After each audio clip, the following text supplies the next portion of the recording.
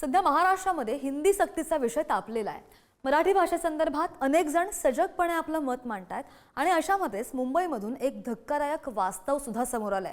काही ना काही कारणांमुळे मुंबईमधील अनेक मराठी शाळा बंद पडतात। मराठी शाळांवर ही वेळ नेमकी का आली आहे पाहूयात या रिपोर्टमधून। ही आवडते मज मनापासून शाळा, लाविते लळा ही जसा माऊली बाळा, असं आपण नेहमी ऐकतो। पण हीच आईप्रमाणे लळा लावणारी आणि पूर्ण आयुष्य जगण्याचा पाया बळकट करणारी शाळा जर बंद पडली तर?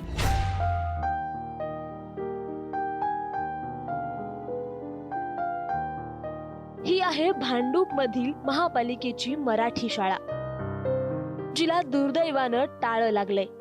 भांडूपच्या खिंडीपाडा इथल्या मनपा शाळेची जिल्हाधिकाऱ्यांच्या जागेवर असलेली इमारत धोकादायक झाल्यानं तसा निर्णय घ्यावा लागलाय। मुंबईतील भांडूप हे म्हणजे मराठी बहुल एरिया आणि त्याच मराठी बहुल एरियामध्ये आता जी मराठी शाळा आहे पालिकेची ती आता तिला टाळे लागलेले आहे। आपण सध्या उभे आहोत खिंडीपाडा येथील बृहन्मुंबई महानगरपालिकेच्या मराठी शाळेमध्ये आणि ही जी मराठी शाळा आहे ती आता या शाळेला टाळे लागलेले आहे।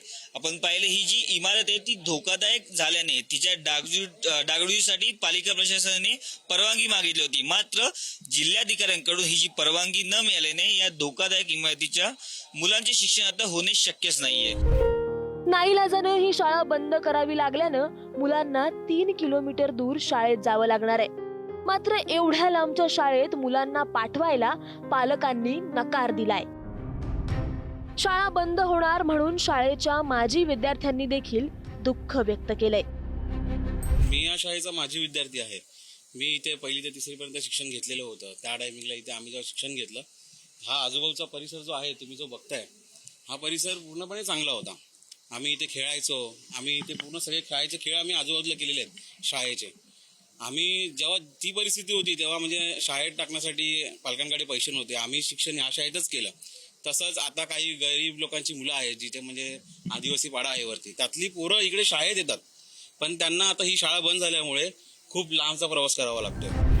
मुंबई महापालिकेनं भांडूपच्या खिंडीपाडा भागात 1971 मध्ये ही मराठी शाळा सुरू केली होती। मात्र आता 50 वर्षांपेक्षा जुन्या झालेल्या या शाळेची इमारत जीर्ण झाल्यानं तिची दुरुस्ती करणं आवश्यक आहे।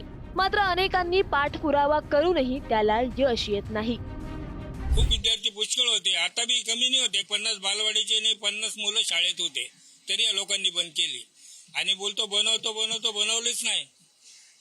किती प्रयत्न केले, शाळा शिक्षण मंत्री तो पर्यायच्या बाई आल्या, म्युन्सिपल टॉपाला कोपरकरकडे गेलो, कोपरकर बोलतो बनवून देतो, काय पास झालं बोलतो 85 लाखानं, बनलीच नाही, पैसे नाही बोलतो म्युन्सिपाल्टी। मुलं पुष्कळ झाले होते, आता जर चालले असते ना कमीत कमी 150-200 मुलं झाले असते शाळेमध्ये, पण यांचं काही करतच नाही हे लोक। हे मध्ये इलेक्शन आल्यामुळे थोडं रखडलं गेलं आणि महानगरपालिकेने बघायला गेलं तर दुर्लक्षच केलं पूर्णपणे।